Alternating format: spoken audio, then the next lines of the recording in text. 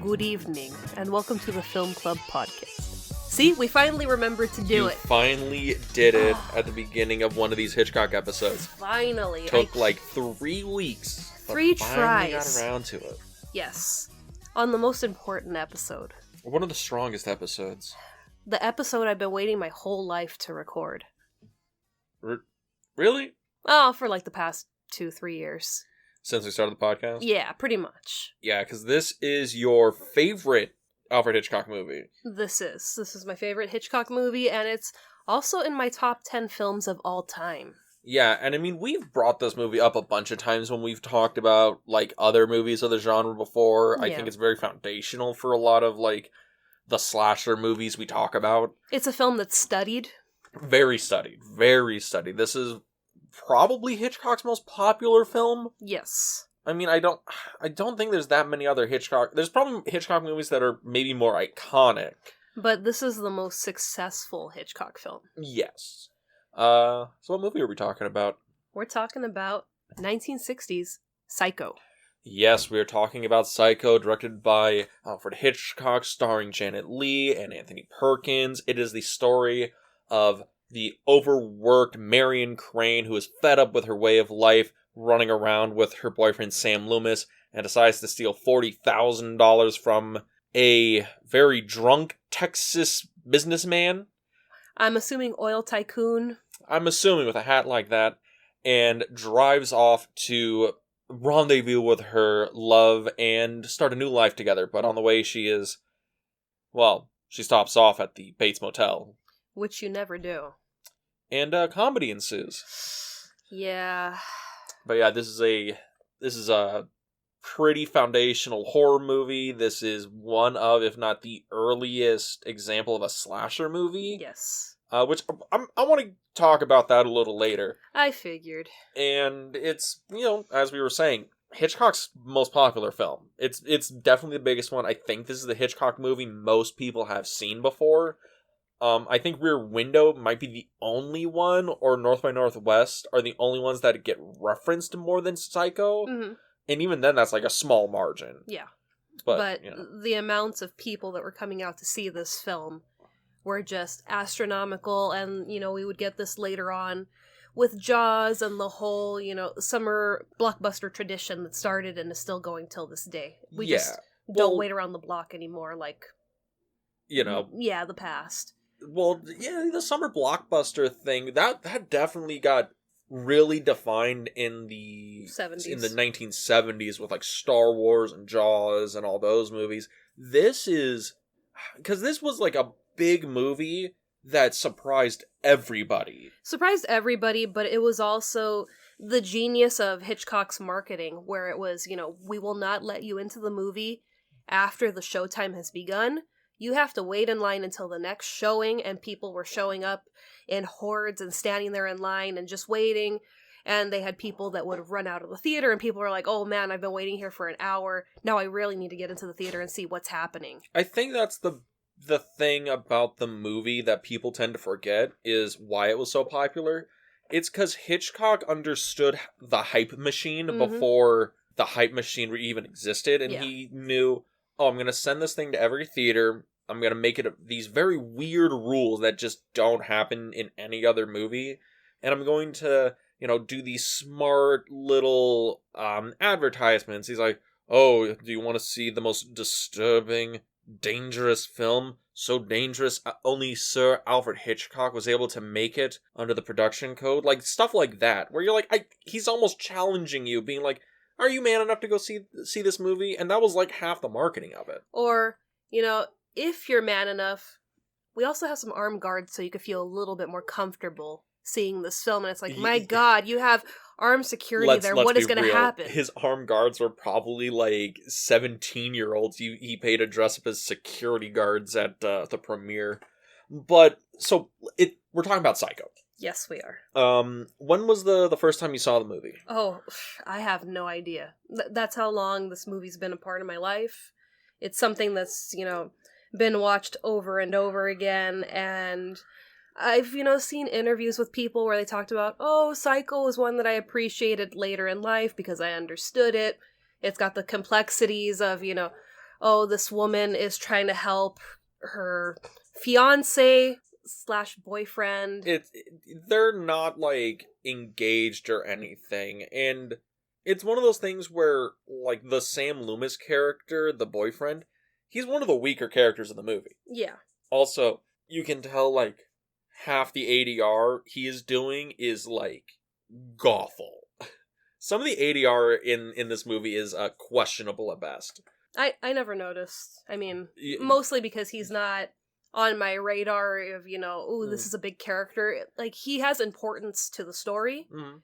Well, he's one of the more important characters in the second half, but even in the second half, where he's the only character from the first half of the movie that keeps showing up that's not named Norman Bates. Yeah. It's like, oh, yeah, you're still, like, the third person I care about in this movie. Yeah, because he's one of the first characters we see when the film begins, and it's him and Marion's sister Lila that take over the second half, but Lila's really the one that's taking charge and taking the lead, and we're gonna go to the motel, we're gonna do this, this, and that. And Sam's kind of like, alright.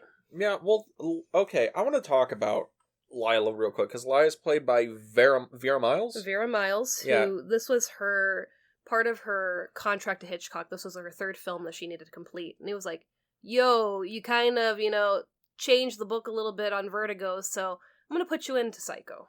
Yeah, and it's funny because everyone remembers Marion Crane from this movie. Everyone remembers Janet Leigh. But Vera Miles, I think, does just as good a job and carries a lot, like, the whole back half of the film. And I think I read somewhere that I think she took issue with that when Hitchcock was like, yo, this is going to be the third movie that you do for me. And it was like, you want me to play the younger sister and blah, blah, blah. And it was like, yeah, Marion gets bopped off 30 minutes into the movie. You're holding the rest of the film. And it's like... Well, it's probably also Vera Miles was like, you mean I can just get paid full price for 30 minutes of screen time? That was probably a lot more like... Could have, and then he was like, yo, you had a baby though, so I'm still mad about that. Of course he was. But, because I saw Vera Miles in The Searchers, because I watched, like, The Searchers this week, and I was like, oh, Vera Miles is in this movie, oh, badass. And seeing her in this, I'm like, oh no, she was, like, a really good actress, and I don't think she gets a lot of credit for the role in the movie, because Janet Leigh just casts such a long shadow. Oh, yeah.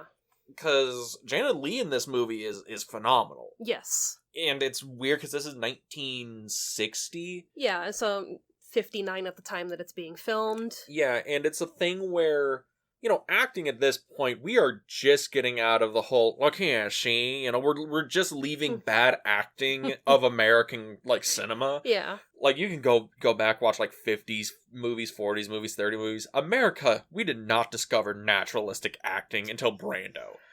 But in this movie... I could have been a contender. I could have been somebody. That's a pretty good Brando. But the thing is, like, in here, like, Janet Leigh and Anthony Perkins are giving pretty naturalistic performances. Oh, yeah.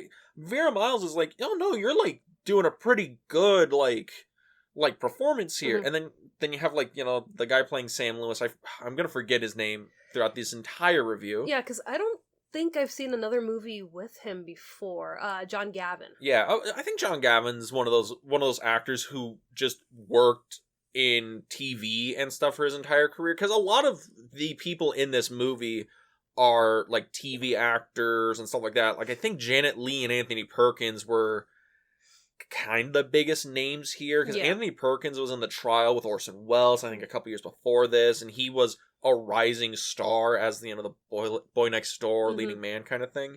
But with this, like, you get a lot of more naturalistic performances, and I think that's something you don't see in a lot of Hitchcock movies, because he kind of stopped making movies when that became a thing. Well, that, and also Anthony Perkins and Janet Leigh really played well off each other. And it's, it kind of showed that they had a strong friendship while making the movie. So that kind of transferred over to their characters, where it just felt very natural, even for being, I'm just staying here the night, but, will you join me for dinner, and just having, a pleasant conversation that kind of takes a weird spin.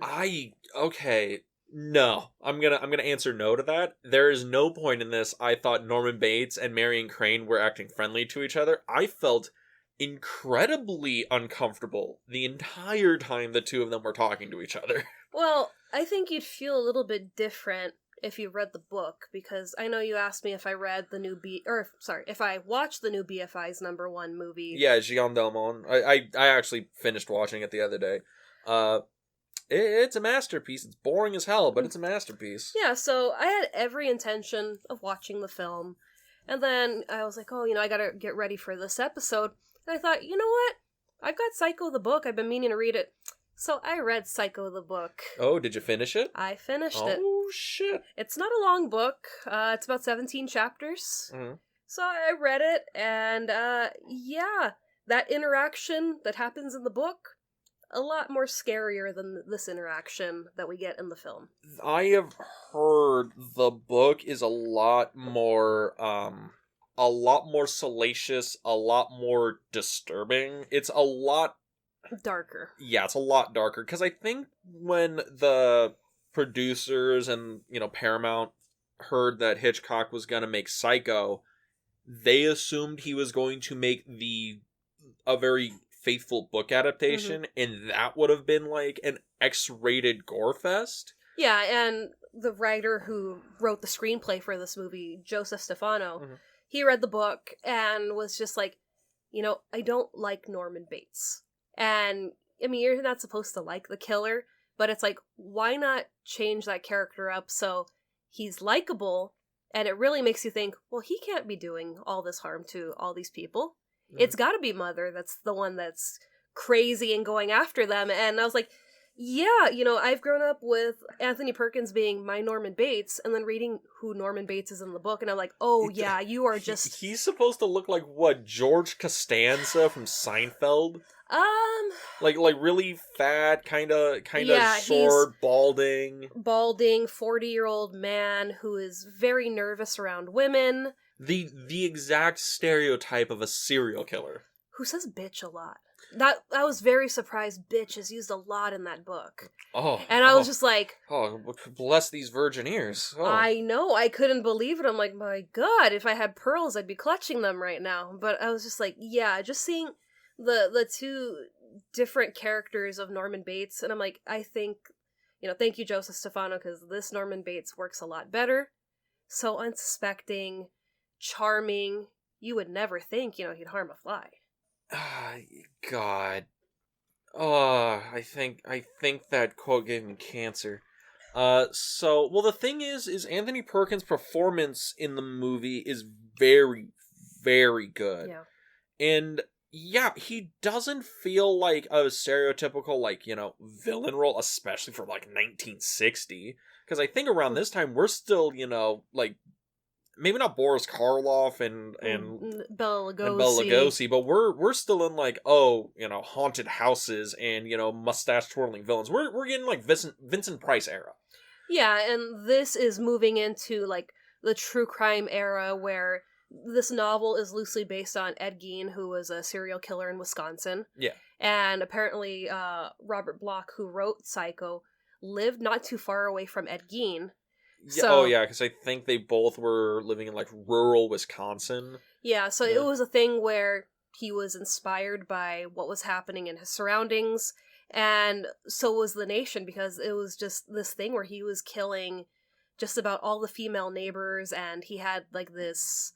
kind of like Norman, this trophy room to his mother. Oh. So it was this thing where the country was intrigued by this story. No, well, here's the thing about Ed Gein, because I know a lot about it, because I'm a weird person. He only ever killed 2 people, but what he did do was he was a grave robber. And that's the nasty thing about the guy. Because I think he only killed 2 women, and he was super easy to find. Mm-hmm. But he robbed, I think, 30 or 40 graves. Something like that. And he made some interesting furniture and knickknacks. Have you ever seen the nipple belt? No, but I've seen Texas Chainsaw Massacre. Oddly enough, another movie kind of based off of Ed Gein. Yeah. So it was interesting to see that, like you had said, America was moving from the haunted houses, the Vincent Prices, the Karloffs, version of scary, not scary to, no, it's, you know, not monsters that are scary, it's people that are scary. Yeah, which I'm wondering if that's why Hitchcock was drawn to it so much, because we talked a lot about, you know, Hitchcock's Hitchcockiness Yeah. in Vertigo, and I'm wondering what drew him to Psycho, because he was coming off of North by Northwest. Mm-hmm. It was like one of the most expensive productions he ever did. It was this big, you know, adventure romp, and he, at this point, he was known for, you know, suspenseful thriller things. Mm-hmm. He never made like a straight horror movie, and this is a straight horror movie. And not only that, it's a straight horror movie that's done to be a low budget schlock picture. Like, he intentionally went out to make a William Castle-esque B picture. And I'm like, what drew him to this material specifically? Not sure, but I know it was the book. I don't remember the gist of it, but I know that he found the book somewhere. He was so intrigued by it that he went and secretly bought the rights to the book for $9,500 in 50s money. So I don't know what that would equate to now. I believe that'd be like $100,000, something like that. Because I think at this point we're at 10 times multiplier for 1960. I don't know why I know that, but I think it's a 10 times multiplier. Okay, so he, you know, was so intrigued by this and was like, you know what? I can make this, and I could make this so well that it scares the crap out of people instead of just the book. And his assistant that would work with him in the office, he sent her out to buy all the books in the local bookshops to make sure that nobody knew the ending. He's like, I'm going to do this, and then I'm going to make sure that, yes, it's based off a book, but you can't skip to the end because there's no book to find. I wonder if that's what it was. I wonder if Hitchcock read the book and thought, oh, this is just a perfect twist. Mm-hmm. I just want to do the twist. Because it feels like he is setting up a interesting mystery, right? Mm-hmm. Who's the killer? Is it Mother? But we don't see her. Norman. Why is she this crazy? Yeah, why is she like this? Why is Norman so nervous? And, you know, if you watch the movie now, and it's like, you can guess Norman's the fucking killer because, you know, society. But the thing is the ending of the movie, when, you know, it's revealed who the killer is, it's Norman. Sorry to spoil a 62-year-old movie, but it's like, oh, that's kind of surprising. Like, you know, watching the movie, you're like, man, this is really set up so that twist should pay off like gangbusters. Yeah. And then, you know, the psychiatrist comes in and kind of spoils the movie for you, but whatever, you know. That's like my only gripe with the movie, by the way, is the psychiatrist that explains the entire movie you just saw in explicit detail. Well, that, and I know that was part of the censorship, where they needed to explain it to the audiences, because they didn't want, you know, audience, well, what happened? You know, why is he dressed like that? That was like their biggest concern, that he was wearing Mother's clothing. So that's why they had the psychiatrist explain that he's, you know, basically living with this dual personality. And it's just like, bruh. I'm like, he's just... Is this the most explicit display of the hashtag the not gays? I don't know. You know that thing, right, in movies where they'll give a character, like... No, I'm wondering if I this didn't know is about that. Oh yeah, it's a weird movie trope they used to do. I think they still kind of do it, but it was a big thing in like the 80s and 90s.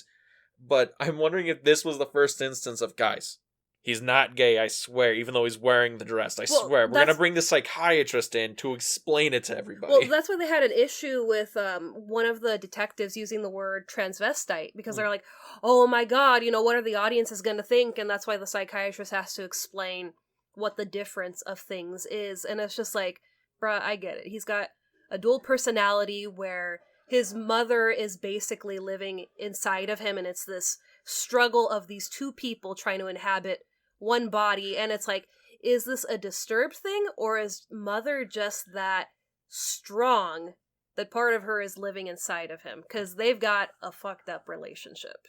Yeah, and I mean, does it go into detail about their background in the book? A little bit. It's not as incestuous as it is in Bates Motel, the show. Oh, I watched, I think, the first season of that show, and then I kind of bowed out. I've watched the show like 2 or 3 times. Oh, is it good? Is it good, or are you just like, it's easy to put on in the background? No, it's one of those things where it's interesting to see it in a modern setting, even though you have the motel in the house. So it's interesting to see Norman and Norma in like our time, but they really go on this kind of like they've got the hots for each other and they know it's wrong, but it's this weird thing, but it plays out like into the way that Psycho happens. So we do get a Marion Crane and a Sam Loomis in the ending. Isn't Marion Crane played by like Rihanna? Rihanna? Oh god. That was the biggest shock to me because I didn't watch this when it was on TV. I waited until like it was on a streaming service and I'm like, I could binge, season after season. And I was so shook when Rihanna came out. And I was like, oh my god, it's Rihanna! And I'm like, oh no, they're gonna kill Rihanna because she's Marion Crane. And they killed Rihanna. I was like, man. Spoilers. Spoilers for the know. Bates Motel TV show. But in the book, they talk a little bit about this husband that Norma takes on, and, of course, Norman's jealous, and the husband is the reason why the hotel is built. I don't think they say that in the movie.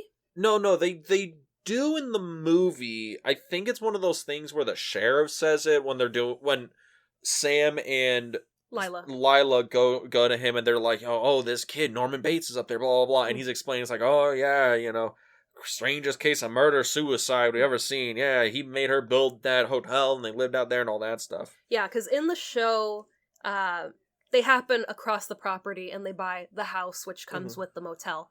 So that's what I was trying to remember if it's said there. But in the book, they talk about how, Norma's very anti-man because her husband leaves her and leaves her with the baby, and that's why she's kind of has this vendetta against Norman because he's another man and he's just gonna hurt her and leave her eventually.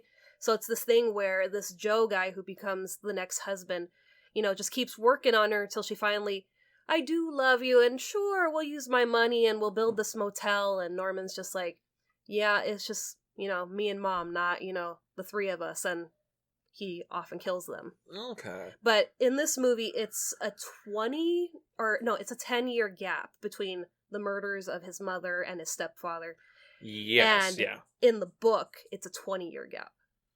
Oh, yeah, because in the book, he's like 40, right? And in this... He's 26, or around 26. Oh, is that like how old Norman Bates is? That's how old Anthony Perkins is. No, we just kind of guess it. No, that's how old Norman Bates is supposed to be in this movie.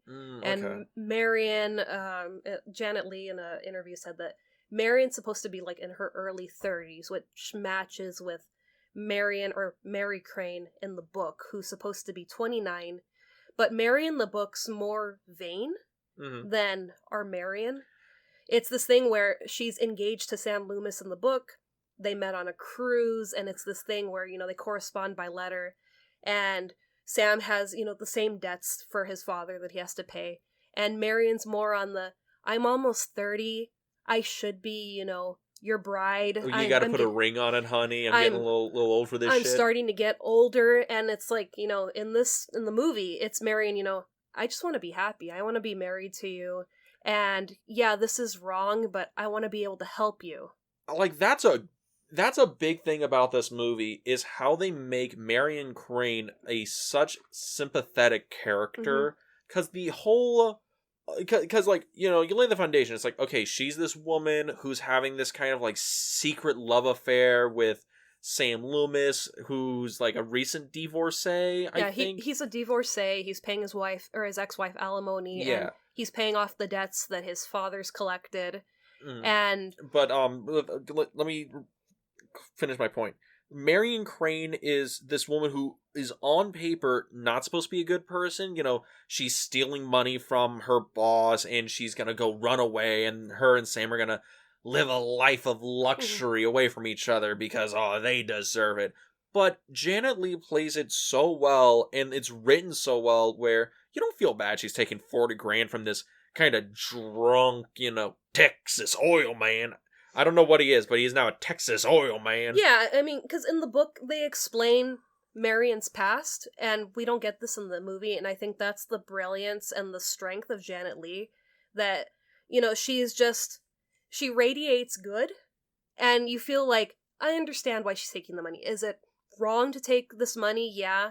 But from the sleazy guy, Take the money. I'll give you a freebie on that. I think that's the thing. The movie's written so well, and because also you can see Marion Crane is not an international thief by any stretch of the imagination. See it, she is the most suspicious woman on the planet, and I'm just throwing it out there. Like when that cop goes up to her, I'm like, honey, there is no way in hell, the way you look, you have not talked your way out of a parking ticket at least once, alright, Marion? You just gotta flash those eyes at him. Oh, for God's sake, just burst out into tears and be like, I'm so sorry, I didn't want to be like this. But Please don't call my husband. Oh my God. He doesn't know I'm out. Oh my God, he beats me. I think the cop would have been like, ma'am, it's okay, ma'am. It's okay, ma'am. Do you need an escort to the next town? She's like, no, I don't want him to find me. Please. Nah, she just gotta, do the eyes and, like, okay, ma'am, go ahead and drive through. But give him the big old Marion Crane eyes. Her eyes are so big in this movie. They're beautiful.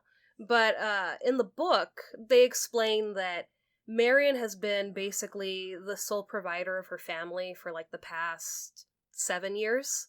There was a thing where her father was hit and killed by a car, and then her mom, becomes a widower, obviously. And then her mom becomes ill, and then she puts Lila through college, so she kind of forfeits going to college so she can, work for this agency. So she's taking care of the family. She's the major breadwinner. And this Texas tycoon who we see, buying his daughter this $40,000 house as a wedding gift is I guess, a continual customer because it's like a property business. I've assumed it was some sort of real estate agency. Yeah. One of those we're a real estate agency that sells like ranches and like big pieces of property. Yeah. So in the book they explain that he is a continual customer and, he's a sleaze and he's, made a pass at her before where he offered her like $100 to spend the weekend with him in like Vegas, where he's just like, hey, you know what? You're not busy this weekend, And she makes a point of, wow, he could spend $40,000 on a gift for his daughter, but for $100 he thinks I'm going to give my body over for a weekend. So it's this kind of thing where it's like, she doesn't do it maliciously to take the money. It's just this thing where it's like, I could kind of kill two birds with one stone. And then she gets home and it's like, oh my God, I'm really doing this. I'm packing my bags and I'm taking the money. And it's like, well, he is an asshole, so let's go. Well, yeah, and that's the thing. Marion Crane almost seems as surprised as we are that she's doing this. And it makes it so interesting, because I've seen Psycho, I don't know, probably, a half a dozen times. So I'm like, I know the beats, but it's always a thing where, man, she really does die kind of early in this. Man, I was really invested in her, and then, the shower scene happens. Yeah. And it's like, really, that's it? I felt she was in way more of the movie. And then, the rest of the movie happens. I think that's my thing with the movie, is I've always liked the first half of the movie with Marion Crane as opposed to the latter half. I feel the latter half has a lot of good moments in it, but I feel from Psycho's, like, that opening, score sequence with, like, Saul Bass doing the intro. The transitions. The transition stuff, all the way to the shower sequence. I'm like, oh no, that's a masterpiece from end to end. Yeah. And then, it's still a masterpiece for the rest of it, but I'm like, oh no, now it has, like, some peaks, valleys, things like that. The valleys aren't that low, but you know what I mean. Yeah, but it just makes Marion more heartbreaking, because, we open on her and Sam, and this is the brilliance of Hitchcock. The two of them are in bed and she's in her white negligees. And then once she takes the money and she's packing up, she transitions into the black negligees. And it shows... Oh, don't worry, Boo. Us film men have noticed that for many years. Yes, I'm very sure that you guys have. But just to show this slight change from, good to bad. And, I mean, even when she goes to the office, she's wearing, a nice white shirt. And when she packs up, she's in, the gray little sweater and skirt set. So just to show this transition from good to bad, and then when she decides, you know what, I shouldn't be doing this. I need to return home and return the money. And it's like, she makes the decision, and even after the rain, when Norman tells her, you're only 15 miles away from where Sam is, it's like she was that close from either going home or going to Sam. Also, I'm gonna be real with you. Makes me so mad. 15 miles ain't that bad. Like, I probably would have just, 15 miles? Never mind, I don't need the room. And then just get back in the car and drive. Well, I mean, yeah, considering, when the rain just completely stops. It's like, oh, you're in the clear. When she's in the car, it's ridiculous how much water's coming down. It's like, yeah, how is she gonna drive when you can barely see, what's in front of you? Which, again, it's another good visual story thing, because she never says, oh man, this rain's getting bad, I gotta find a place to pull off. Like they do in, bad horror movies. It's the cop that sets her on that path of, you know what? You should pull over to a motel if you're that tired. Mm-hmm. And if he hadn't, she probably would have just pushed through and kept driving to Sam. Or pulled off to the side of the road like she'd been doing up to that point. Yeah, because in the book it explains that, along the way, she stops on outskirts of town to eat, to take a break, to switch up cars, because she sells her car 3 times in the book. I see. So, but they make a point of, oh yeah, she just takes the first thing, and she really, lost in on that, trade-in, but that was kind of weird. Oh, this dame here, she don't know nothing about no cars and deal makings. Yeah. Also, yeah, so the dealership, that's where the bad ADR is. That's some of the worst ADR, because you can tell that mechanic guy that is not the guy in the scene doing the voice. Yeah. It is so weird. And that was why Hitchcock hated, doing on-location filming, because that was his biggest gripe. We gotta come back and we have to do all the ADR work. We have to, cut the sound, because, we've done that when we've helped, friends make movies, or we work on your movies. I'm doing that right now. Behind the curtain here. So I made a short film in January. God, that was early this year, and it feels like such a long time ago. Exactly. And we shot the movie. We went into post and all that stuff, and it's like, all right, some of the sound we're gonna have to fix because we shot on location and we have to do ADR. Those ADR sessions took a lot longer than I thought they would. Oh, but yeah, so I sympathize with Hitchcock. Shoot on sets if you have the chance.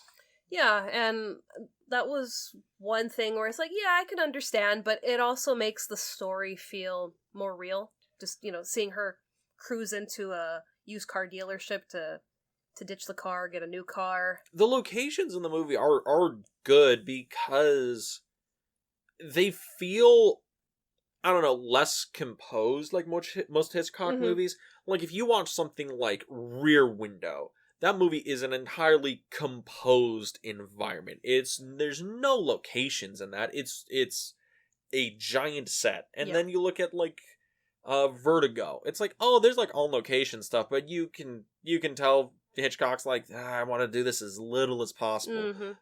Isn't there a shot in Vertigo where it's like there's one shot of, okay, so this is the real location, then a truck passes by and he hides a cut in there, and then boom, you're in a set when Kim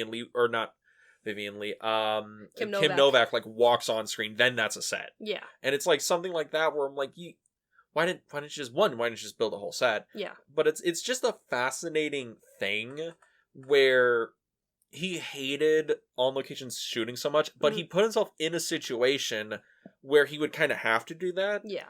Because he funded the movie himself, and he purposely funded it as cheaply as possible. I think it was an $800,000 picture, and that was super low studio budget, even by that day standard. I think his house was on the line, too, because it was just this gamble. And he was the one that had the foresight that, this is going to work. I know it's going to work.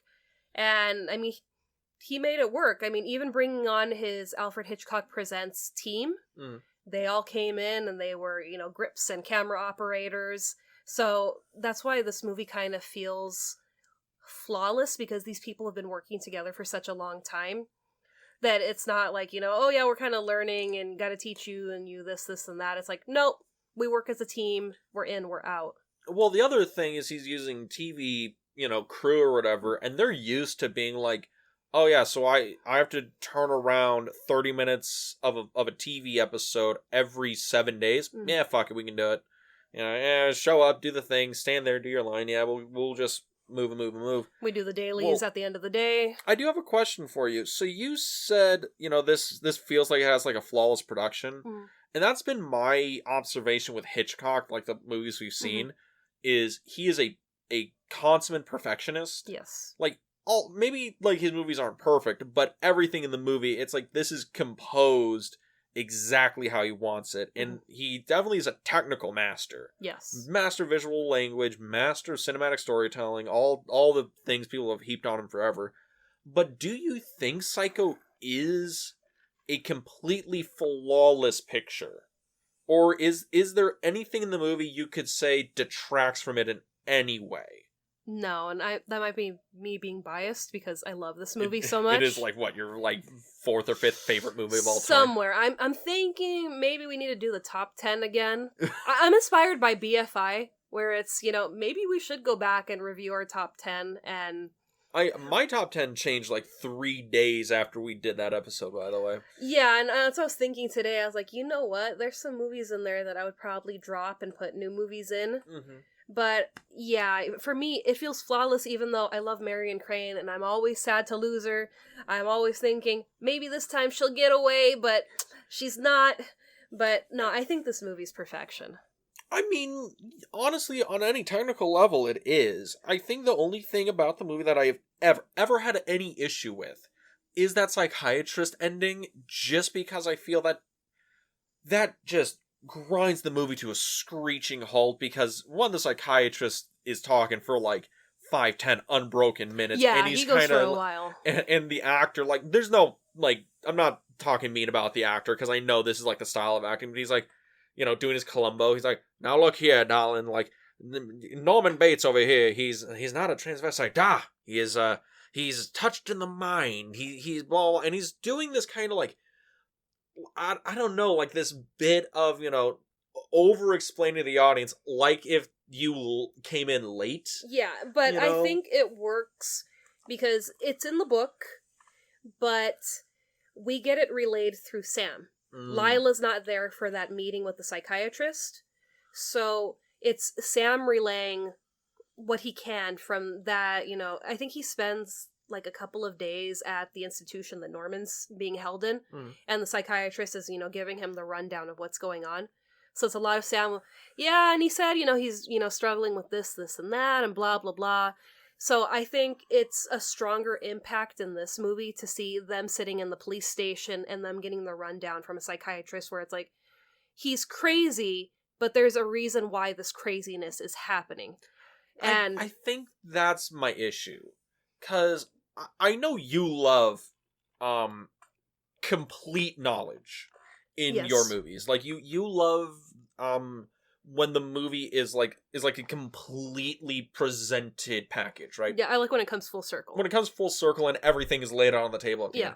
And like my thing for the most part is I like ambiguity in my films. Like The Thing's my favorite horror movie, and the ending is very ambiguous. Yeah. So in this, I'm like, man, I really wish that psychiatrist thing was cut down to like the bare minimum, so there's more ambiguity to it. Yeah, I agree. I think they could have cut down that entire speech by like 5 minutes. He could have hit the major points. I mean, it ends with a killer ending. I love the ending of the movie. The shot with Norman in the room. Against the wall where they follow the rule of thirds, so you have him off to the side. It's beautiful, even just to see it as a frame where he's just that has the blanket draped across him, and you have the little window beside him. Like, that's a beautiful image. It is one of the most simple images, and I'm like, how the hell is this one of the most interesting shots in the entire movie, and it's Norman Bates sitting against the white fucking wall? Well, it's one of the most interesting shots because it's one of the most interesting scenes, because we've just seen Norman this entire time, and we've also heard Mother, but this is the first time where we get the two of them together. And just to see the sinisterness that is Mother, and just seeing him go from sweet Norman contorting to Mother, which also is a cool parallel when Marion is driving in the car, and she's feeling the guilt of taking the money, and then she starts thinking about, well, I've known her for 10 years. She would never do this, and this oil baron, I can't believe it. She had all that money in front of her, and she didn't, bat an eye, and she's gone without it. as she starts to smile, and she's sitting there driving, and she's smiling. I loved that, because and then you it's have like... Norman in the end, where he's sitting there in the jail cell, and he just starts to, give that sinister smile to the camera, and it's like, wow, we had a parallel and then you moment. have the cheesy, like, fade of the Of Mother. of the skull Mother, and I then love goes in the that. house. Oh yeah, I mean, it's a little cheesy, but it works so well, because like that, I'm like, any other movie, that would be the cheesiest effect. In this, I am really creeped out by it. Oh yeah. But speaking of paralleling shots, so in the beginning of the movie, when Marion kind of takes over as our lead, we have this very distinct, like, perfect profile of Marion. And then once she arrives to the Bates Motel, and Norman says, goodbye, and she leaves, and we pick up, and Norman is now our lead character. It's the exact same composition, it's the exact same profile, like they take the same space, and I'm like, oh, that's fascinating, because it's like, oh, they're passing off the torch by marrying this same shot. And I think that's one of the more interesting things, is how Hitchcock is composing these shots, and everything in this movie, each shot has a meaning. Yeah. I mean, even with I believe it's when Marion is in the offices, I think, or at work, where how it's composed, the boss and all that stuff, they're on one side of the frame, and then if you look, there's like this wall or this edge of the corner, and the line from the corner is lined right down the middle of them. Yeah. So she's separated from them, and it's like fascinating little bits of cinematography. Yeah, and I mean, it just shows, Hitchcock really thinks these things out. It's not just, oh, he focuses on this and he hands off the rest to other people.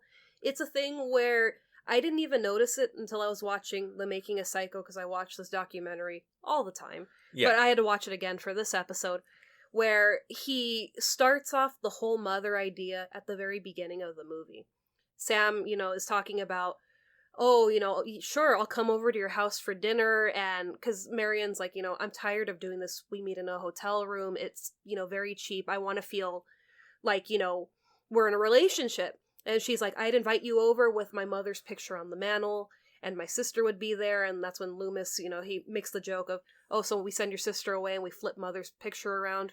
Then we transition to the office, and Hitchcock's daughter, who plays the other girl that works in the office, says something about, oh yeah, I had to call my husband, and then my mother called me to see if my husband had called me to check in with me.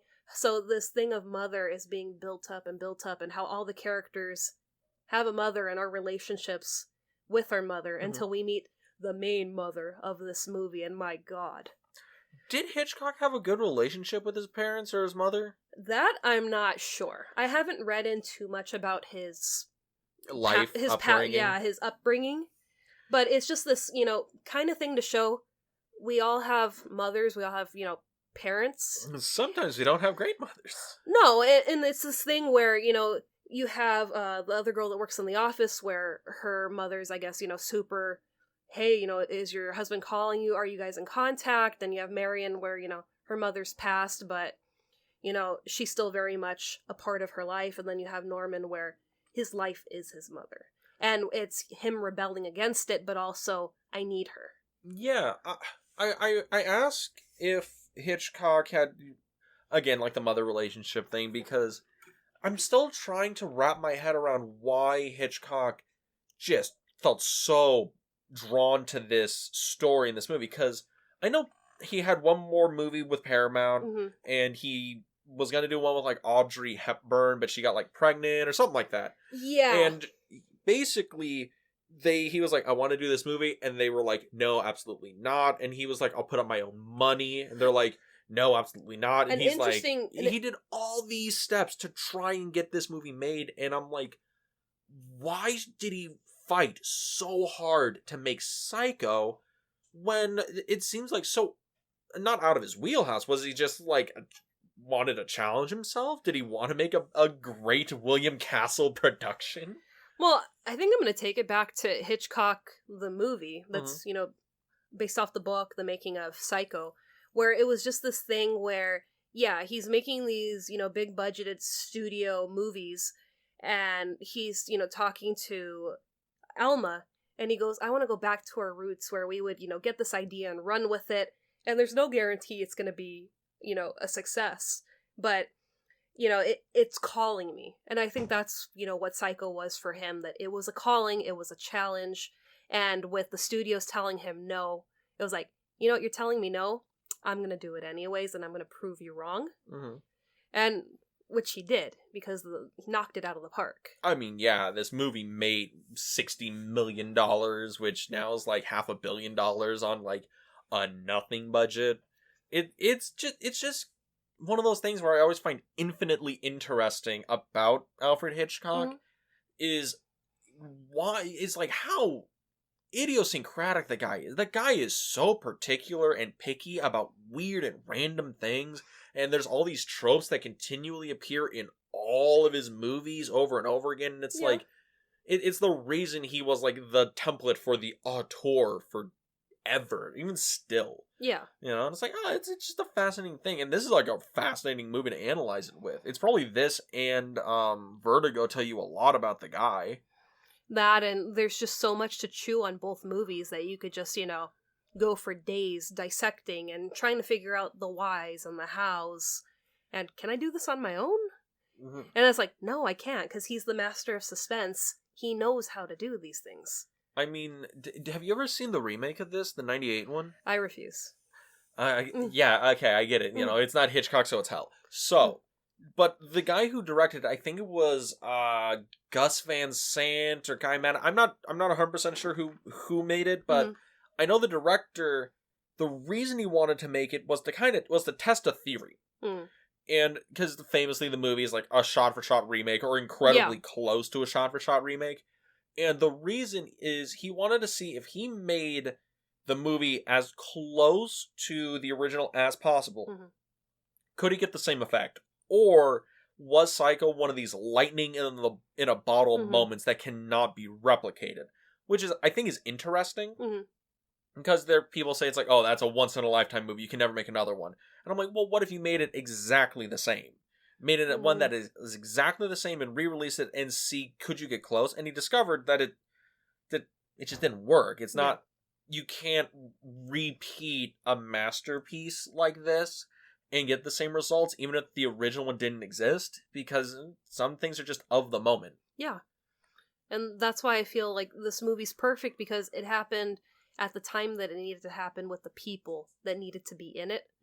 And that's why, when we get remakes of movies that we love now, and it's like, cool, exciting, it's gonna be back on the big screen, but it doesn't hit the mark because it's special the first time that it's made, it's original.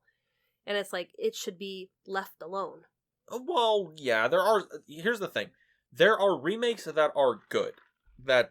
Okay? The John Carpenter's The Thing is a remake of A Thing from Another World. That's a remake. It's one of those things where the remake culture that we got into in the post-2000s made it so we got remakes of very shitty slasher movies, and it's like, well, you're not really drawn from, like, great stock, and you are worse quality even than Friday the 13th, okay? The Mummy. Oh, The Mummy's a great remake. Yeah. I would say Frankenstein, is a great remake. The Boris Karloff one is a remake of the Thomas Edison one. The Edison one, this one, and that one. Yes. Yeah. I mean, fuck, there's, like, would you call Bela Lugosi's Dracula a great remake of Nosferatu? Granted, you're starting to get to weird levels of remakes because they're just based on the same material. Yeah, and I mean, Nosferatu has Count Orlok, and we've got Count Dracula, so they're these very two different... Oh, dude, Count Orlok was Count Dracula on the first release, and then they got sued into oblivion and they changed the name. The production history of Nosferatu is one of the most interesting things on the planet. Do you know Aleister Crowley was a producer on that movie? I did not. Do you know who Aleister Crowley is? I do not.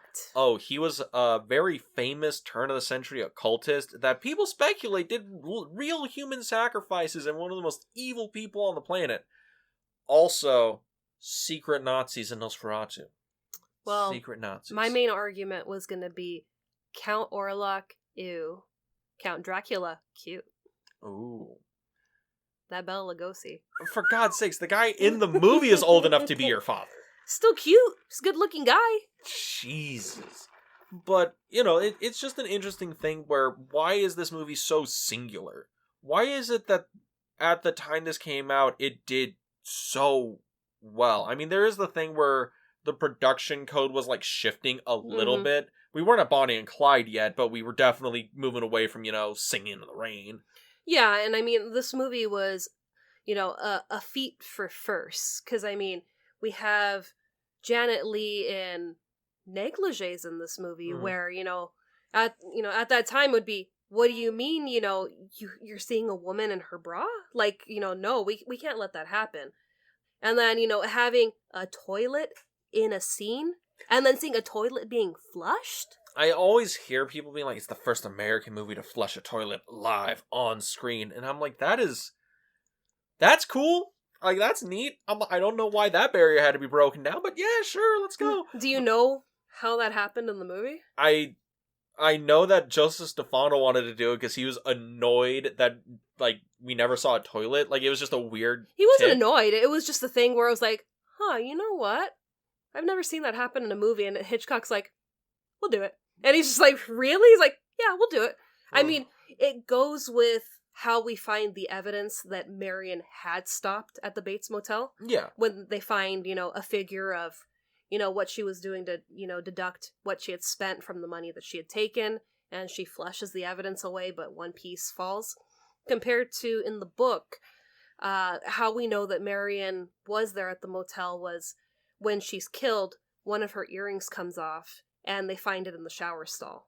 So that's how they're able to, figure out Marion had been here and there's blood on the earring. So something happened to Marion. Neat. Yes. But also, the shower sequence. You want to just talk about that? We're an hour in, so we've already weeded out the people who thought we weren't going to talk about it. Yeah, we got to talk about the shower sequence because, like, the most famous sequence in horror history. The most filmmaking, something that's been studied over analyzed thousands of times. People figuring out why is this so good? Is this perfect montage? That shower scene was actually filmed on my birthday.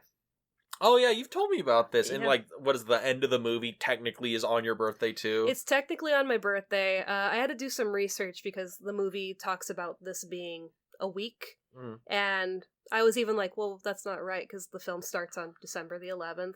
And then we see at the very end. So they think that production screwed up and they didn't change the calendar. So the movie should have ended on the 20th. But I'm like, my number's still on there. I'm good. And the shower scene, one of the most iconic scenes in film history, was filmed on my birthday. So I'm good. Nice. But yeah, it was a thing where a lot went into this. And there's also some controversy and rumors about this because Saul Bass, who, helped with the transitions and, some of the... Well, he did the opening, like, title sequences. That's what he did, was he did, like, animations, title sequences. He did the opening animations for It's a Mad, Mad, Mad, Mad World, North by Northwest. That was his main gig. But apparently, he was spreading a rumor that he was the one to direct the shower scene. That is incorrect. He did the storyboards. Exactly. And when I was watching the documentary last night, Janet Leigh and I don't know if he's a cinematographer, he's, someone that worked... He was a camera op, or a camera assistant. He was someone that worked, really close with Hitchcock on the making of this movie. And they both were like, he might have been in the room, but Hitchcock directed everything in this film. So they were like, yeah, this is, decades later, and we're still, yeah, this was Hitchcock, this was not you. And I was just kind of like, bro, why would you even try to attempt, oh yeah, I'm the one that, directed one of the biggest scenes of all time. Well, I mean, you know why. Because that probably got him so much work afterwards, and this was... But then, you get that out... Pre-internet, pre-Twitter. Sometimes you can say, and people are like, well, he was on the film, he is a visual guy, he did do the storyboards. And then you have sure, we'll let you one of the stars of the film being like, sit down, hold your horses. You did not. Yeah, 40 years later. No, I'm sure even at the time they were probably like, whoa. Again, Boo, to do that, you as a big wig studio executive, let me get your big wig for this, you would have to then be like, Sal Bass, you say you directed? Well, I'm going to get Janet Leigh here. I'm going to go in my car, drive down to Beverly Hills, knock on the door. Tony Curtis is going to answer and be like, what do you want to talk to my wife for? What are you doing here? And I'm going to have to explain to him I need to confirm a story about Saul Bass and hope that Tony Curtis doesn't slap me around thinking that that's some sort of euphemism or innuendo. There's a lot of steps to get here.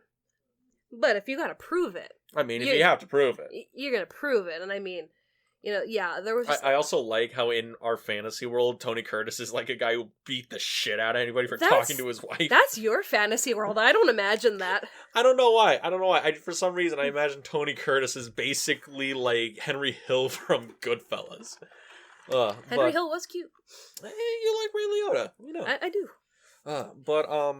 What the fuck were we talking about? We're talking about the iconicness of the shower scene. Yes. I mean, let alone the technology that was created to create this scene. Building the shower head around the camera so that you could get these views and, the camera's not going to get wet. What? Was that, like, new technology? Because it was, like, a camera, like, enclosure, right? So it wouldn't get the camera wet. Like, that's all it was? Was that a new piece of tech? Or I feel like that's something that would have been for, like, documentary use. I'm not sure. I thought that was something new for the film. Just to, give the illusion of, well, yeah, we're people, we shower. And it's like, yeah, this is our view, our vantage point of being in the shower. And just that fear of, someone entering and attacking you when you're in your most vulnerable state, which is terrifying. I mean, a shampoo bottle is not going to protect you in the shower. Somebody pounces you. I mean, I know when I shampoo my hair or I wash my face, I am trying so hard to uncover my face because, that's when they're going to get you. That's when the spooky stunt person's going to come out and get you with the butcher knife and whatnot. Exactly, that's horrifying. I mean, yeah, it is. But, I don't think, Mama Bates is coming after you. You never know. She may be all around. I do know. Do you? Yes, I'm very positive. Are you sure? Anthony Perkins in a dress is not coming after you, boo. All right? I mean, he did some damage. He was quick. Because, I mean, he's there in his suit, and then all of a sudden, he's dressed up as Mama Bates, and he's, gutting you. Yeah. Well, okay, but the shower sequence. Yes. This sequence, like, it's fascinating because it is like something this study in film school is like, so this is like perfect montage. Mm-hmm. You never see the knife go in, you never see really anything, but your mind puts together so much stuff into it that when the censors were looking at it, they had to go frame by frame to check that there wasn't any nudity because so many of them were like, there's tits in this. And Hitchcock was like, there's not a single nipple in the entire film. That's what we see in Hitchcock where, they're like, oh yeah, this is exposed, that's exposed. And he's like, watch it again. And they watch it again and it's like, he's like, you're the sick one. You're the one imagining things that aren't there. Mm-hmm. And he's like, I may be trying to give you, that idea of, putting, these pieces together to create the full picture, but I'm not showing you that. I mean, what was there was Marion Crane breathing. Which, yeah, you do see her take, like one final breath. You know that everyone thought that in the movie you can see Marion Crane blink. Mm-hmm. And I'm like, no, she doesn't blink in the movie. What it was his wife Alma always like noticed that she was like still breathing because Janet Leigh was trying so hard not to close her eyes. Yeah. And I'm like, I can imagine Hitchcock being like, don't blink, don't blink, don't blink, don't blink, as he's pulling the camera back. Yeah. And I'm like, bro, when are you going to cut? Like, this is torturous. I don't want to blink. I mean, even Alma had to step in and, kind of calm Janet Leigh because when she's, hanging out of the tub and you have that scene where they're pulling back, I guess you could see a vein in her neck just throbbing. Mm-hmm. And it's like, that shows that Janet Leigh was really, screaming and, being terrified in this scene, that her body was like, oh my god, I just went through being attacked. Well, that vein is probably her being like, don't blink, don't blink, don't blink, that don't blink. Too. The guaranteed way to make sure you blink is just keep telling yourself, I'm not going to blink. I'm not going to close my eyes. I'm not going to blink. Mm-hmm. I'm not going to blink. And I see you're blinking a lot. Yeah. Try not to blink. That's probably what happened with this. That's probably why she was so like, weird because watching that as the camera's moving back and we're at that shot of the eye and it has that, dissolve into the drain, and it's like, oh, I love that shot.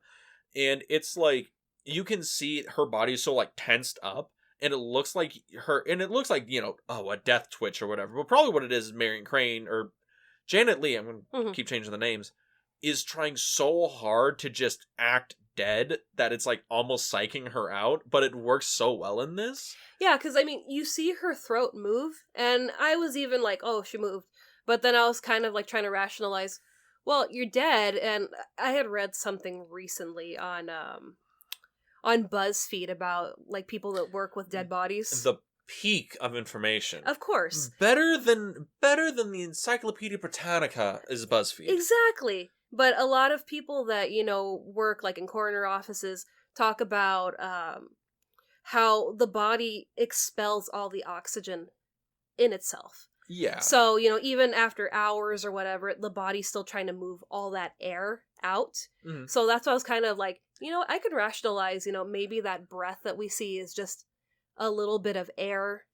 It's the body's settling. Yeah, it's the body settling. It's like an old house, Yeah, and I mean, it was interesting because they talked about they wanted to give Janet Leigh contacts to make her eyes look like she had passed, and it was a thing where contacts were not great in that time. It was 1960. They were made of glass. Yeah, so it was a thing where after the movie came out and, people were talking about the scene, I guess a bunch of ophthalmologists were writing into Hitchcock and they're like, hey, a solution that you could do for this effect is basically using that eye drop solution that dilates the eyes. Mm-hmm. So I guess Hitch took that, and after this movie, he used that anytime he had like a close-up death in his oncoming movies. That's cool. And I'm like, that is pretty cool, because I mean, yeah, that's really hard to get someone to lay there and just don't breathe and don't blink. Yeah, and just to have that glazed look in your eyes, because your irises or your pupils dilate when you pass. Mm-hmm. So it's like, yeah, it really makes it, that much more believable.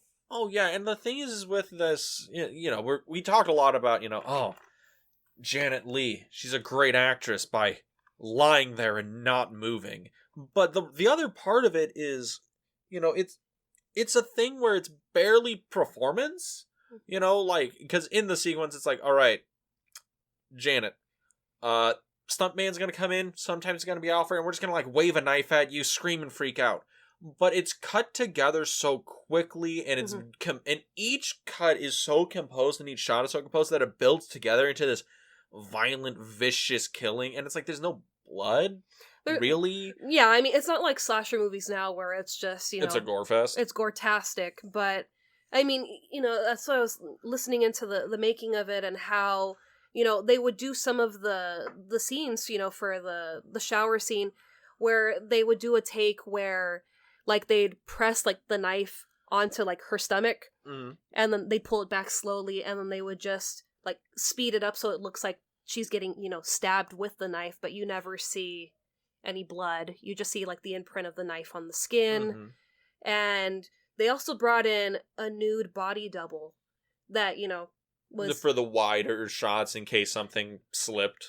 Yeah, for the wider shots, but also someone that was comfortable with already showing their body, so Janet wouldn't have to do that. Well, because she was wearing, I believe it was like a moleskin, like bodysuit, kind of. Well, it wasn't like a bodysuit, like basically moleskin, like pasties, I guess, that covered areas and like frost-coated underwear, something like that. And you honestly, you can't really tell. She is shown from the shoulders up. Yeah. But it is funny when she's like dead and Norman's dragging her out of the shower, and it's like you can tell, I'm like, she's wearing underwear. Yeah. Like, was she wearing underwear in the shower? That was one of the things where people are like, yeah, he pulls her out and she's wearing underwear, and I had to, watch it. I'm like, oh yeah, I'm like, I never paid attention to that. It's more Hitch, you're losing your touch, man. That is a amateur mistake right there. Yeah, it's just a thing that you're so focused on Norman, how careful he's being about this, and the fact that he's not freaking out more than we would expect him to. Yeah, that is a thing, because this is the first moment where we get a real look at how Norman and the mother and that whole thing operates. Also, some bad ADR. Oh my god, blood! Yeah. Ugh. And it's like, what the hell? What is that line reading? But this is a interesting sequence where it's all shot in basically like one long take. Yeah. Like maybe 2 or 3 takes, but it's done in a way where we never really see Marion's body. And it's so systematic of how Norman moves around and takes things away. And like the money's sitting like bundled up in the newspaper. Yeah. And then he throws it away. And it's like, that was everything. That was why she was doing it. That was what everybody's looking for. And to him, it's like, this doesn't matter. I don't know what it is. I don't even care. It's just a newspaper to me. It's evidence that you were here. And it's one of those things where it's like the money. He didn't care about the money. He killed Marion because she... enticed him. She got his motor running, and mother was like, no, cool your jet, son. And it's different from the book where she entices him and, mother kills him because, that's not allowed. But it's so much more graphic in the book. I mean, they don't go into full, and then, each piercing of this, and that. It's just, he discovers the body because apparently in this where, Norman blacks out and turns into mother, Norman in the book likes his whiskey and blacks out, and that's when mother takes over. I see. So he, finds Marion, and Marion in the book is not only stabbed, she's decapitated.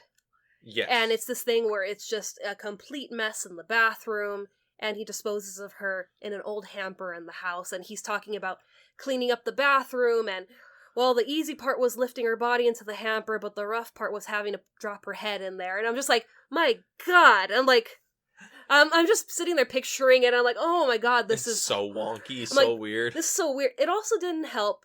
I've seen this movie 100 times. It doesn't scare me.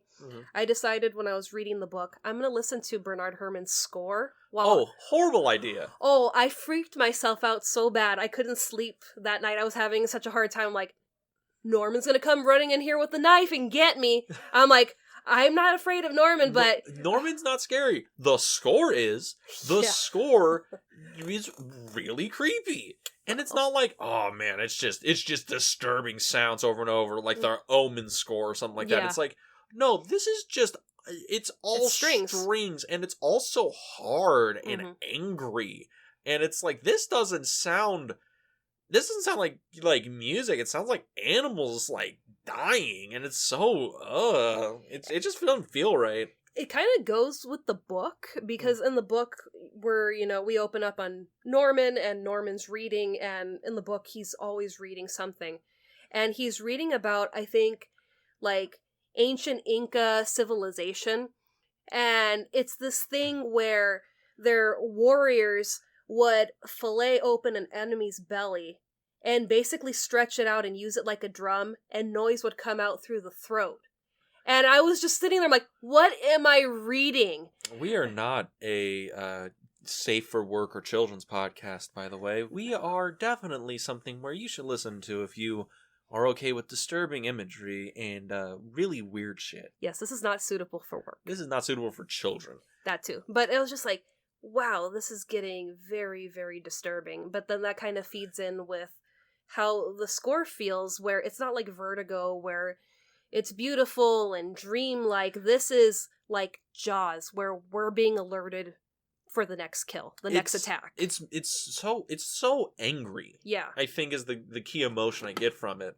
But I think we're like about an hour in, and I wanted to ask you this because this is something that I have always thought about it, where people quantified this as the first first American slasher, because it's like this and Peeping Tom, they argue, but we'll quantify it as like the first American slasher. Do you qualify this film, Psycho 1960, directed by Alfred Hitchcock, as a certified slasher film? Yes.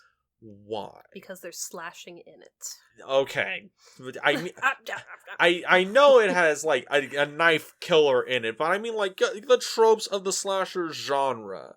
Does this fit into it? Because I've always felt like Halloween that's like a very That's like slasher, that's a yes. slasher by the bone slasher villain, right? Scream, slasher. Scream, Friday the 13th, Nightmare on Elm Street, Texas Chainsaw Massacre, all those movies. This almost feels to me more like an Italian giallo film. Though I think you might know those as like, black glove killer movies where Mm-hmm. it's a mystery who's the killer or whatever, and they're usually like kind of bad movies. But this feels more like that, and I guess they're both slashes, but there's like weird subtle differences that don't qualify them as the exact same, because like giallo films are like really pulpy and a little bit harkening to like very over the top kind of trashier storytelling, and this is based off a pulpy kind of like trashier novel. Like the source material you would qualify as kind of like a pulpy true crime book. Mm-hmm. Yeah, because I mean, Norman isn't going out looking for victims. Yeah. And I'm going to say that for the book and the movie. He's not going out looking for victims like in, traditional slasher movies. Mhm. Or, he appears a certain season. It's this thing where he is disturbed, but at the same time, he will kill to protect Mother. Yes. And I think that this pattern will continue if more people pose a threat to Mother. And having a motel where you have customers and you constantly have people entering your life, you run the risk of, well, I've already killed 2 people. They might find out, or someone else might come out looking, and looking and asking questions. I might have to get rid of them to protect Mother, so the bodies, will just build. Is Jason Voorhees the spiritual successor to Norman Bates, even more so than like Michael Myers or any others or slasher killer? Because I'm thinking about it, and it's like, killer with mommy issues. Well, that's Jason Voorhees. He doesn't go out to kill people. He exists in a very sedentary life. Like Jason, Camp Crystal Lake. You don't want to get killed by Jason? Don't go to Camp Crystal Lake. Don't want to get killed by Norman Bates? Don't go to the Bates Motel. Don't go to the Bates Motel. With Michael Myers, it's like, well, it's not like don't go to the Myers house. It's like don't live in Haddonfield. Yeah. With Freddy Krueger, it's like, don't go to Elm Street. No, just don't sleep. Yeah. And it's like the other one is Leatherface, right? But he doesn't have the same mother complex. He has a more like his family is a very domineering force in his life. But granted, I don't even qualify Leatherface as the true villain of that. He's like the muscle of the family. Yeah. It's very interesting how Psycho and Norman Bates, even though this is like a very proto-slasher film, at least to me, it feels like, well, some of the stuff that slasher films took over and really expanded on in the later decades. This is like the DNA of Psycho is in all these slasher villains, like all of them. The only thing about it that has always like pulled me away is how I'm trying to find a good way to explain it. I'm kind of drawing a blank. It's just for some reason this has always felt to me like way too of like a sterile experience as opposed to like most slasher films that I remember as being a lot more grittier and kind of nastier. Like this feels like such like a clean slasher movie. And I'm like, is this even a slasher movie? Yeah, I mean, for me, it doesn't feel like just a slasher movie because it's so complex. The character of Norman Bates has so many complexities to him where it's, he is a nice guy, but he's disturbed and it's, you get on that bad side, you're dead. Is Norman a nice guy? I mean, when he's not, infected by Mother, he comes across as very charming and, polite. And then it's just, when Mother kicks in because he has an outside interest other than Mother and the motel, all hell breaks loose. Okay. And that's why it's, I would qualify him as a slasher, but not in the traditional sense where he's doing this because I love doing this. He's doing it because I have to protect my family. When your family's really been dead for the past 10 years. She lives in your head. She's not physically here. Yeah. Even though her body is still physically here. She's hanging out up there, which is also a thing where how good is Norman's ventriloquist skills? Oh, they're top notch. Marion can hear Mother yelling at Norman from like 15 flights of stairs and 2 buildings over. Yeah. I'm like, how loud is he going? He's going really loud, and for being a sick woman, she could yell. And it's interesting. For being a dead woman, she's yelling from beyond the grave. For being a dead woman, she's got a lot to say. Strong broad right there. Very. But did you know that the voices of Mother was played by 3 women? Really? Mm-hmm. Was it like a thing where each one of them did a different different scene and they were all put together, or was it like all 3 of them record and they all got like kind of spliced together? There were some scenes where they kind of like spliced the audio together to create her voice. Mm-hmm. I don't remember which woman it was, but one of them got to do the monologue in the end. Oh, really? Yeah, that was all her. And I was kind of like, that's cool that they brought in, these different people to bring Mother to life. And then you have that epic monologue in the end where he's just sitting there and, I'm going to play this up so well. I'm not going to misbehave. I'm going to make people think, wow, they really brought him in here for the wrong reasons. And it's just, that's Well, look at her. Wouldn't even hurt a fly. And it's so perfect. It's Kino. Well, alright. Hour 20 in, final thoughts on Alfred Hitchcock's Psycho. I mean, I could keep going. I love this movie. We didn't even talk about the ending. What are you talking about? We just did the whole thing where it's like, oh, it wouldn't even hurt a fly, and then they pull the car out of the swamp, and then end credit. Yeah, but, the whole reveal of Mother at the end, because, we're led to think Mother's, calling the shots, and how is this old woman getting the strength to go and butcher people? I thought we talked about that. I mean, granted, I feel context clues have given away that, yes, Norman is Mother. Yeah, Norman is Mother. I mean, we have, one of the cooler kills in this movie with Arbogast. Yeah, he gets killed by getting stabbed, and he's falling down those stairs in, like, an amazing 1960s special effect of falling down the stairs. I mean, that effect would go with Vertigo, just the feeling and seeing him fall backwards and going into, the falling of down the stairs. It's so weird. It makes me dizzy watching it. Yeah, well, yeah, because the background perspective is all wrong for how his body is. And you're like, well, how is he falling down the stairs like that? And it's really unnatural and strange. And I mean, granted, the whole thing about that sequence is, what is it? I think people have been saying that Hitchcock didn't direct it because he was sick, and like his wife did it, or his AD did it, or whatnot. And that's like the only scene in the movie that he actually didn't touch himself. I think so. I don't know if that's 100% factual or if that's rumor, but yeah, I looked into how that was filmed, and the whole scene of him flying down the stairs backwards is him sitting in a chair with his arms out and basically, acting the falling. And the rest of it is the camera was mounted on tracks on the ceiling to kind of go with that motion of going down the stairs. So they compiled the 2 scenes so you feel like you're falling backwards down the stairs. And I mean, it's one thing to be slashed, but he gets slashed across the face. Yeah, and you don't see the knife actually touch him in any way. It's another one of those implied things where it's like, oh my god, he stabbed him. Like, you didn't really see it. See it like touch him or anything like that. And I think this is also a good use of Hitchcock building up suspense and building up tension, because Arbogast approaches the house and it's very slow, and once he gets into the house, then it's like, oh, when's Mother gonna show up? And you have that overhead shot, and then it's like, boom, surprise! Mother comes out of the room and attacks him.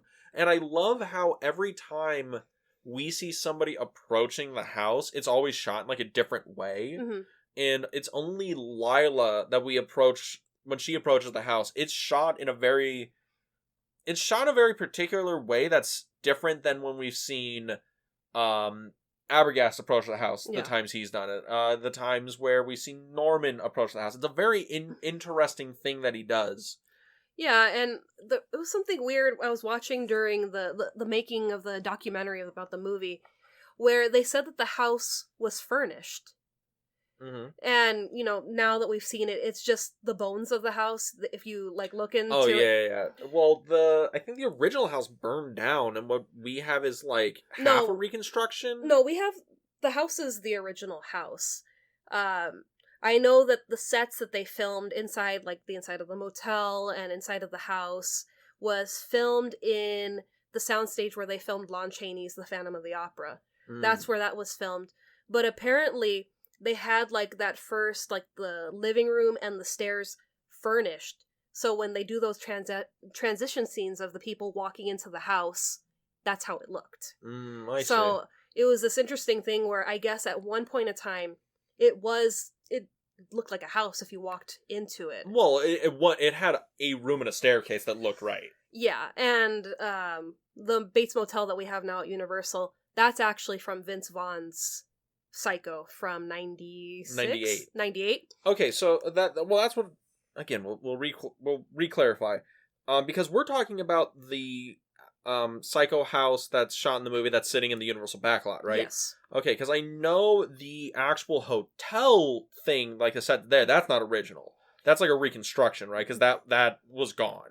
It was falling apart. The original one, it fell apart, and I think they tore it down, and then when they made the remake, they built it back up, and they built it strong enough so that it could stay for the tram tour that goes through there. Yeah. But the house is the original house that's been shot in all the franchise films except for the fourth film. Okay. Now, because I had always heard that over and over again. It's oh no, this is the real one from Hitchcock's 1960, whatever.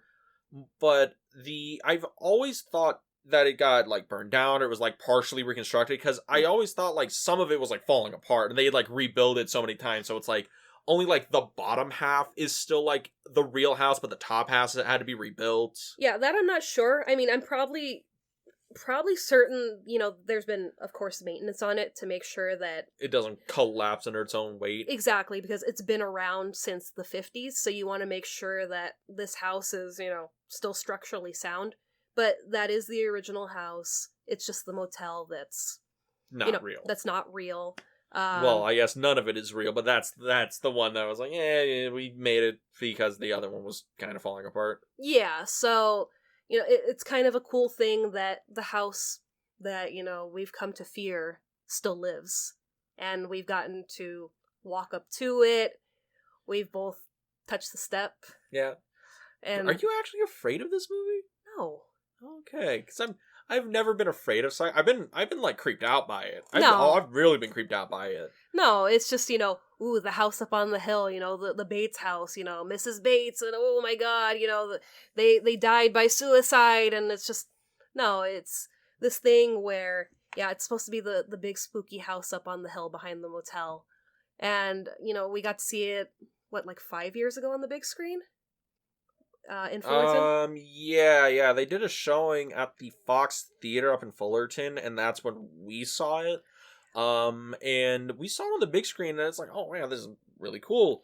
But the fact that people were reacting to it, people screamed when there was the reveal of Mrs. Bates in the fruit cellar, and I was wow, it's still getting, general fear from people so many years later. Well, I think it just works because the movie's just a good movie. Yeah. And it also helps because I think we finally hit a time where people don't know exactly everything from the movie through just cultural osmosis. Yeah. Because, so it's you can still be surprised by it. Because, just that headshot of Marion screaming in the shower, that's so iconic. It's on t-shirts, it's on posters, it's on your book of 1001 movies to watch. Yeah. But yeah, I really do enjoy the movie. I love this movie. The characters, the plot, the locations. I just love it all. And the music. Yeah. 2 thumbs up? 2 big thumbs up, strong thumbs up. If you haven't seen this movie, watch this movie. It's so very important to film history. Yes, give it a watch. I'm pretty sure you can find this on YouTube for free at this point. I don't think so. I usually have a hard time finding it to stream. Mm-hmm. Usually it's on Peacock for October. Yeah. But it's out there. Go to a used bookstore. They'll probably have, a couple copies of Psycho on DVD. They might even have the book. They might have the book, yeah. But with that, what are we watching next week? Next week, we're going back to more Dean impressions of Jimmy Stewart, because we're going to be watching Rear Window. Yeah. Is it true, Clarence? We're going back to Rear Window? I mean, funny you say that, because that's actually Christmas week. Oh shit! I'll be excited. I'm gonna rewatch "It's a Wonderful Life." You're gonna cry. I'm gonna have a whole Jimmy Stewart week for Rear Window. I love that movie. But where can they go to listen to that? Well, if you want to listen to us on a different platform than you currently are, you can find us on Anchor FM, Apple Podcasts, Spotify, and YouTube. Yeah, you can go to our YouTube channel, The Film Vault. That is The Film Vault on YouTube. We release video versions of this podcast in my beautiful 1080p slideshow editions. State of the art. State of the art, lo-fi aesthetic, and like, comment, subscribe. Let us know that we're doing a horrible job, but you support us anyway. But if you wanted to talk to us on social media, where can they go? Well, you can find us on Instagram at the Film Club Podcast, where we post daily stories, trivia, upcoming episodes, and our random adventures. And with that, we all go a little mad sometimes. And we'll see you next week at the Film Club, everybody. Have a wonderful week. Good evening. She did the thing